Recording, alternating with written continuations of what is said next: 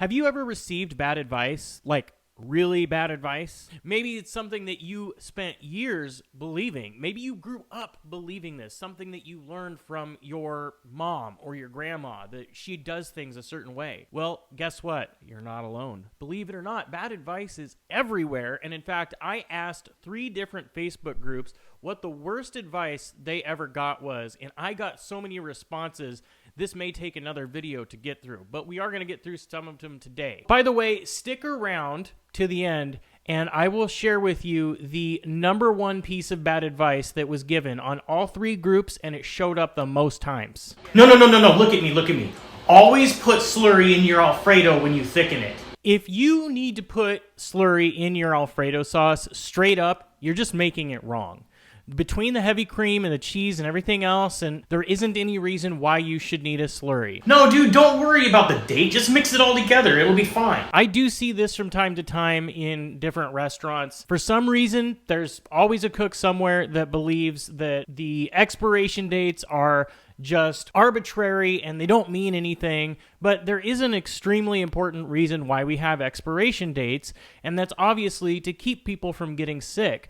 So if you take sauce that you made 5 days ago and you mix it with new sauce, you've shortened the entire lifespan of that sauce and really should have thrown the other stuff out. You shouldn't be mixing old things with new things when it comes to this stuff. Just practice first in, first out. Practice your FIFO, and don't listen to anybody that tells you that it's okay just to mix 2 different things with do 2 different dates. Always wash lettuce in hot water. I don't know who the hell thought that this would be a good idea, but if you wash lettuce in warm water, it's going to start wilting the lettuce. Just wash it in cold water. There isn't any reason, there's no reason to wash it in hot water or warm water. I'm not even sure why somebody would want you to do this. Dude, I'm going to be real. It doesn't really matter how it tastes. They're going to eat it anyway. They're going to eat it and fucking like it because they came out to a restaurant. They don't really give a shit how it tastes. As long as it's food and as long as it comes out fast, that's all that matters. This is a piece of advice that has come from a lot of jaded cooks, people that have been in the industry and they're kind of burnt out, or they just don't give a shit. You know, they're just like, I'm just here slinging food and, you know, they'll eat it. But here's something that is often overlooked by people that say this.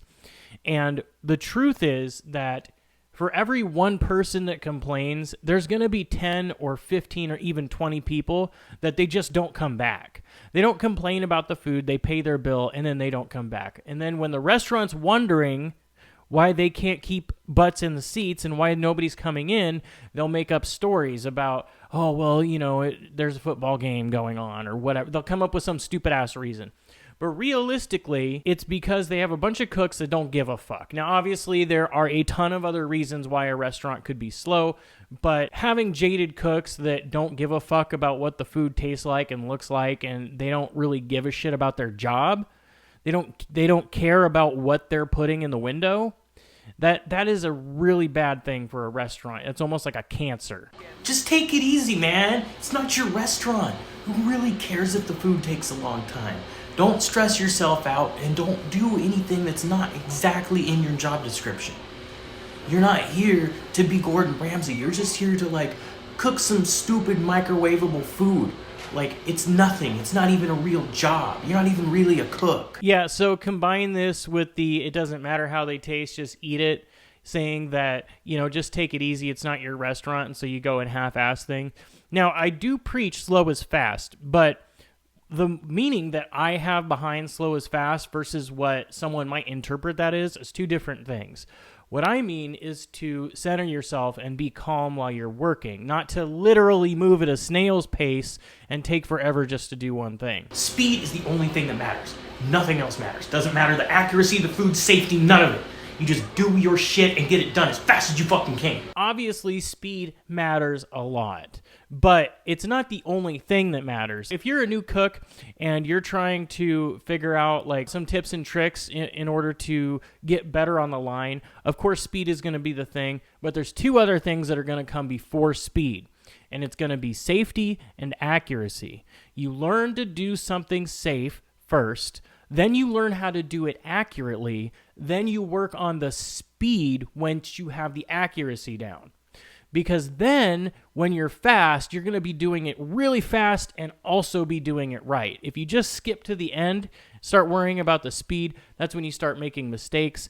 And when you start making mistakes, that's when you start getting dogpiled on with like tickets and orders, and things are getting messed up because you're trying to run before you can walk. Dude, they already know that the mushrooms grow in shit. You don't have to wash the mushrooms before you cook them. This is probably one of the stupidest fucking things I've ever heard in my life. I feel like I shouldn't have to say, yes, you absolutely should wash the mushrooms. Now, I will say that a lot of people have a misconception on how to wash mushrooms. You don't want to use a shitload of water, and you don't want to be submerging them fully in water when you wash them. When you have portobellos, for example, using like a damp towel or something, doing a quick spray off, if you have a prep sink with a sprayer, spraying the mushrooms off and keeping them inside type of something with slots or something like that in order to allow the dirt to kind of run down and get out of there. That's the better way of washing the mushrooms. If you submerge them fully in water, what's going to end up happening, especially if you're making these, if you're washing them ahead of time, which I don't recommend washing them like 4 days ahead of time anyway. Do it the day of, or maybe just the day before. Essentially, when you fully submerge them, it definitely reduces their shelf life, and they also will suck up all of the dirt and crap that it was on the outside. At least when you spray it off, there's more of a chance of that coming off. Instead, you're basically marinating them in dirt if you submerge them. Dude, I'm going to tell you a secret. Cold water boils faster than hot water. By that logic, ice would boil faster than cold water. Does that make any fucking sense to you? Ice boils faster than cold water. Cold water boils faster than warm or hot water. So the basic laws of thermodynamics say that that is not correct. It is closer to temperature to boiling than it is when it is cold. I even tried to figure out where somebody came up with this. Like, where did this even come from? There was actually some experimentation done where they found that in a small percentage of experiments that were not repeatable with the exact conditions, every now and then they found out that sometimes warm water would freeze faster than cold water.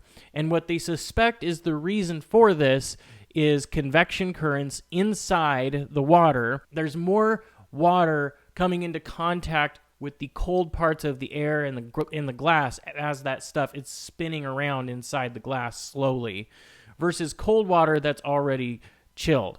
The other thing that they suspect is going on is that there is a phenomenon called supercooling, where water can actually be cooled lower than freezing temperature, but it will not actually physically freeze, even though its physical temperature is below freezing.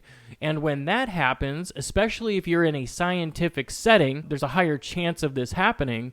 What you're going to see is the warm water is going to freeze faster than the cold water because the cold water hasn't been frozen. But if you go and disturb the glass or do everything, just like we see in those YouTube videos all the time where they're doing it, if that were to have happened, then all of that water would have frozen instantly. So I think that people took the logic from this thing that happens once in a while under very specific circumstances and decided that they're going to apply it with water too. It is not true. It is a myth. It is some made-up thing that somebody made up somewhere. I can't figure out where. Maybe if you know where this started, like the first instance of people saying that cold water boils faster, if you know where that started, I want to hear in the comments, because that would be really awesome. I had been researching for 2 weeks. This is the topic that I spent the most amount of time on because I was curious. I at least wanted to find out, is there something to this? Is there a logical reason why people would think this? And there is none. It's right up there with flat earth theory. Anything that's raw, if you drop it on the floor, it's okay to pick it up and put it back on the grill. You're going to cook the germs off anyway. Okay, so there are some people that are brand new to cooking that maybe had been told that it's not okay to have cooked food drop on the floor, but it's okay to have raw food drop on the floor. Now, that is complete and utter friggin' nonsense. Why is the floor dirty? It's dirty from physical debris on the floor, not just bacteria. It's not like there's just staphylococcus all over the floor. What if I came in with dog shit on my shoe and some of that dog shit is on the tile floor now? You drop a chicken breast in that dog shit, right? That smeared dog shit. There's dog shit smeared on it. Then you say, well, it was raw, so it's okay for me to throw this on the grill. So that dog shit chicken is now on the flat top. So the bacteria might be killed, but there's still dog shit on the fucking chicken. Do not serve food that landed on the floor. Ever. Don't ever do it. If you do that regularly, unsubscribe from my channel. Honestly, I'd rather have a bunch of shitty employees and pay them like minimum wage than have good quality employees. I will take quantity over quality any day of the week. Not only should you pay a realistic and living wage for good quality chefs and cooks, you should even go the extra step of holding out for good quality candidates instead of just taking whatever you can get. Because training somebody that isn't any good at the job, training somebody that when you were going through their interview and you saw their application and stuff, like there was something just eating at the back of your head saying like, I don't think this guy's going to work out, but like we haven't had anybody for a while and we really just need like a warm body for now. Like just bite the bullet and get him hired. I understand that it's hard to do that, right? But all of the best places that I've worked at, the manager, the GM, or whatever, they held out until they had a quality candidate. And that might mean that you have to put in the extra hours. You might have to work those, 70-hour work weeks, 80-hour work weeks or whatever. But in the long run, getting that one person that you're paying well that's willing to work a 50, 55-hour work week will make the whole thing worth it. And it costs a lot more money to hire and train a shit cook and then have them fuck a bunch of stuff up, cost you business, and then they stop showing up for work, then you got to hire somebody else anyway. Stick to good quality candidates. Hold out for that one person, even if they don't have experience, that one person that like you're interviewing him and you're thinking about it and you're just like, man, this kid's got a lot of potential. I bet he could do something. Wait for that person. Give them a real opportunity and a real shot. Keep your head down, your mouth shut, and do your job. Everything will be fine. Don't ever talk to anybody. Don't make friends. You're in here to work. Just come in and do your work and go home. So I'll tell you what the problem with this is. The reason why this is bad advice.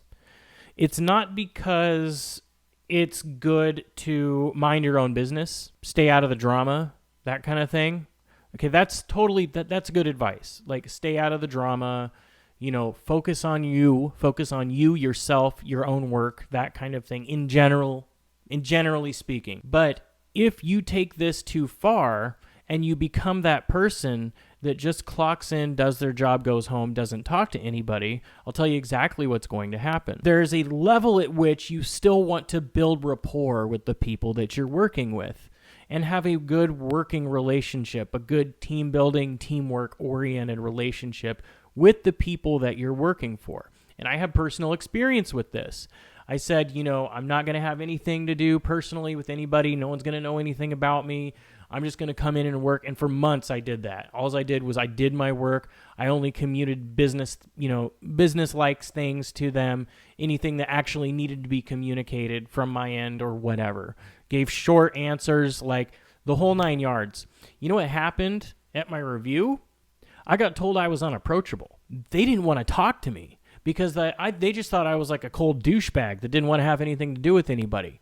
I'm a dick, And I was like, fuck, this totally backfired. Like, I was just trying to be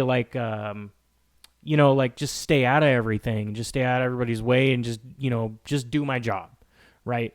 So there is a level. I'm not saying that you need to be everybody's buddy, right? But I am saying there is a certain point that there is a basic level of camaraderie that's expected, a basic, absolute core basic level of I'm a human being and you're also a human being and we have that in common at least, just something. Now, if they come to you and want to gossip and talk a bunch of shit about somebody, that's fine to be like, I'm not really interested in that. Like, that's one thing.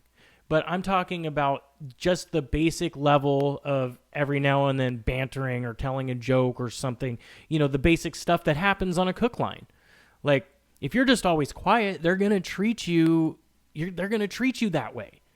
And then it's going to be like, if you don't like being around people and you're not social and stuff like that, I understand it'd be hard, but it ends up becoming a self-fulfilling prophecy where you are worried about them looking like, if you're one of the quiet people because you're worried about being judged and you're quiet around these people and you never say anything, they will judge you because you're quiet and don't want to be judged. Fake it till you make it. Tony Robbins. Okay, this might work in some circumstances, but when you're new, the last thing is, as somebody that trains regularly and has had exec positions and stuff like that, the absolute last thing that I want my new employees doing is pretending like they know things when they don't know things. Fake it till you make it could mean that you don't know what temperature the chicken gets cooked, so you just pretend to know, and that will totally backfire.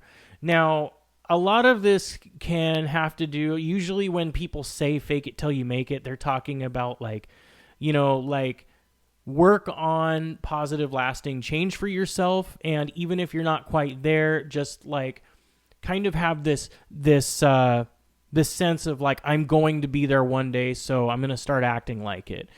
Kind of like that dress for the job you want, not the job you have kind of attitude. I don't want you to pretend like you know things that you don't know. I would rather you bug the shit out of me and ask me question after question after question and questions about the questions than have somebody hired and they don't know their head from their asshole and they start doing something stupid and then they either get cut or they end up doing something wrong, or they make a guest sick, or they pick fucking raw food up off the floor and think that they can cook it. Shit like that. And in fact, I actually have a better alternative to faking it until you make it. I have a playlist that should be showing up right now at the top of the screen, and if you click on it, it will take you to the Restaurants Basics playlist, which has 25 videos at the time of recording this, all about different things that you can do to improve as a line cook or a chef. So go ahead and click on that if you are interested. I'll tell you a secret.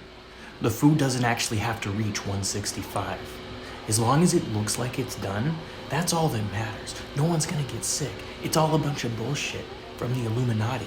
They're just making shit up. This is another one of those things that jaded cooks kind of feel. They're like, it doesn't have to reach 140, it doesn't have to reach 165, or whatever the temperature is. It just has to be kind of close enough. So chicken doesn't have to reach 165. It's okay if it just looks like it's done and it's 148 or 150 or whatever. You might get away with that for a long time. But one of these days, there will be salmonella with this chicken. You will get somebody sick. They will end up in the hospital. It could have been a pregnant woman. It could have been a child. And then that's on you. For people that don't know, there is a temperature danger zone threshold. Chicken specifically has a certain bacteria and they have toxins that need to be cooked to a total of 165 degrees to keep people from getting sick. And other beef and stuff like that has different temperatures. Here in the next week or two, I'm going to be working on a ServSafe Manager playlist that's actually going to start having all of that information in depth, in detail, to help people pass their ServSafe. But for now, if chicken should be cooked at 165, cook the chicken to 165. If you take chicken out at 160, you will have the temperature continue to creep up and it will hit 165, but you need to monitor that temperature closely with a thermometer until it hits that temperature. If you pull something out at 150 and you let it sit on the counter and it goes to 158, it's not done. So if you are able to understand how much carryover temperature is going to have in the oven, you don't need to necessarily keep it physically in the oven until it hits 165, but you do need to make sure it hits that 165 threshold for chicken especially. How do I cook tickets? I cook tickets one at a time. Dude, cooking one ticket at a time is like what brand new cooks do. When you have experience on the line, one of the things that you will learn to do is read ahead. You get a rail full of tickets, well, you have appetizer here, and then you have, some kind of egg dish here, but then over here you have a chicken breast, and you know that you guys have really thick chicken breasts, And then over here, you have a well-done filet that's 8 ounces. Okay, so if you cook one ticket at a time, by the time you get to the filet, that ticket's been sitting on your rail for whatever, 20 minutes. Now you're going to start the 8-ounce filet. It's going to take close to 30 minutes. They are now waiting for 2 hours. The response that I often hear to this goes something like, well, maybe they should order a well-done filet then, and then we wouldn't have any problems. I don't give a fuck how you like your steak. I don't care if you consider well done an abomination. If you consider well done an abomination, when you go out to eat, you can order it medium or mid-rare or still mooing or whatever. But you are still in the service industry. Regardless of whether or not you want to be, if you are a cook working on the cook line, you are in the hospitality industry, you are in the service industry, if they want you to cook the shit out of that filet to the point where you can't even chew it, and that's how they like their steak, then fucking make it that way. That is the end of the discussion. Right? There shouldn't even be a discussion. And I'll tell you another thing that really pisses me off about that is they don't consider who is actually out there ordering the filet. What if it's a pregnant woman?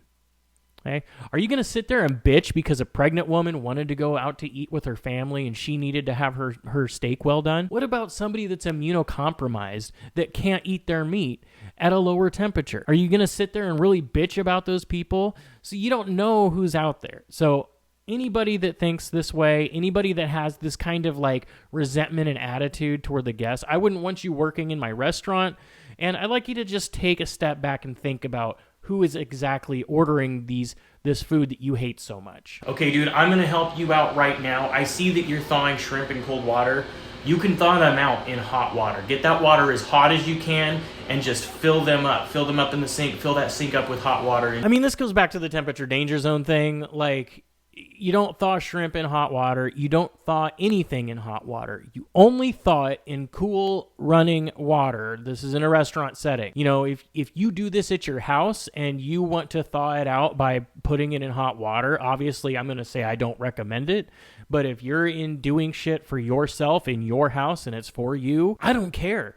I don't care if you take it right out of the package and eat it raw. But when you're in a restaurant setting and you're serving other people, you need to make sure to follow basic guidelines, and that guidelines is cool running water to thaw things, or slack it out overnight in the fridge. Now, the number one thing that the most amount of cooks posted, I got 4 or 5 of these responses in each one of these other groups. Can you guess what it is? I bet you can. You might be able to. You've probably heard it before from at least one other cook. You may not realize this, but if it falls on the floor, you can drop it in the fryer and that'll like sterilize it. This works with your spatulas, this works with chicken tenders and all kinds of stuff. That's absolutely right. It is, you can pick food up off the floor and sterilize it in the fryer. Whether that's other fried goods, whether you drop a knife or a spatula, the fryer is your sanitization bucket, your personal sanitization bucket. That is the biggest load of shit I've ever heard in my life. I've had to kick people off the line after they got an attitude with me, insisting that it is okay for them to drop things on the floor and stir it around in the fryer basket. And that makes it okay to serve. If you are responsible for fucking up the food, you are responsible for making it right.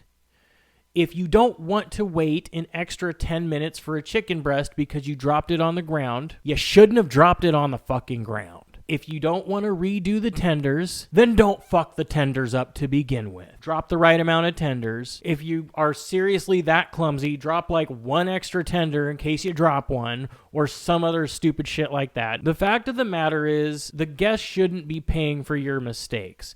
And that includes them getting fried dog shit because of the dog shit analogy. Remember the dog shit analogy with the chicken thing? If there's dog shit on and a tender ends up landing on that, or what if you had broken a plate at some point and you got most of the glass, but you missed a little bit of it? Now there's fucking glass on the floor that you may not have known about, raw or cooked. Now they're going to get cooked glass. Yeah, it really sterilizes the glass plate that got busted, doesn't it? All the lint and dirt and crap that's on the floor.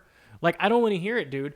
You don't put things in the fryer after they get dropped on the floor, ever. You don't ever do that. So I'm curious, how many of these bad advices, how much of this bad advice have you ever heard? And have you heard of anybody's bad advice down in the comments? Have you had to witness this? Have you given any of this bad advice before? I sure hope not. The 86 crew, the 86th Street crew, you guys are all really smart. I'm sure none of you guys have ever done anything like this. This is just like beginner level, really bad stuff, right? You've probably heard somebody say it before or witnessed it at some level. So, let me know. Is there anything that you had seen before? And as I said at the beginning, if you have any bad advice that you've heard personally or have seen somewhere online or whatever, post it down in the comments. I think it'll be a blast to go through and read all the horrible advice that people have. If you liked this video, there is some Q&A videos that I have that should be popping up on the screen right now. I think that you'll find some of those entertaining. And don't forget to subscribe, but otherwise, you guys have an awesome day, and I'll catch you on the next one. Peace.